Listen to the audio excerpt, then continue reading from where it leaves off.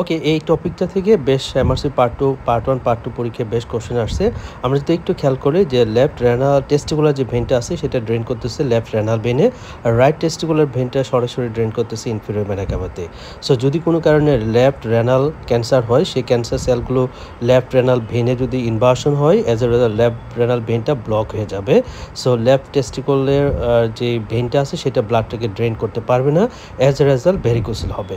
So কোনো একটা কোশ্চেনের প্যাটার্নটা এরকম ছিল যে একটা পেশেন্টের রেনাল সেল ক্যান্সারের মতো ফিচার আছে, তার ভেরিকোসিল আছে। হ্যাঁ, সো আপনার কাছ থেকে ডায়াগনোসিস জানতে চাবে, লেফট সাইডের ভেরিকোসিল আছে, তো আপনার কাছ থেকে ডায়াগনোসিস জানতে যাবে।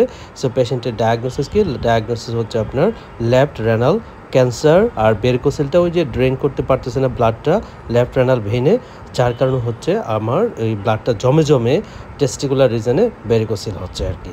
সো এই কোশ্চেনটা সুপার ইম্পর্টেন্ট এমআরসি পার্ট 1 এবং এমআরসিপি পার্ট 2 এর জন্য। Thank you all.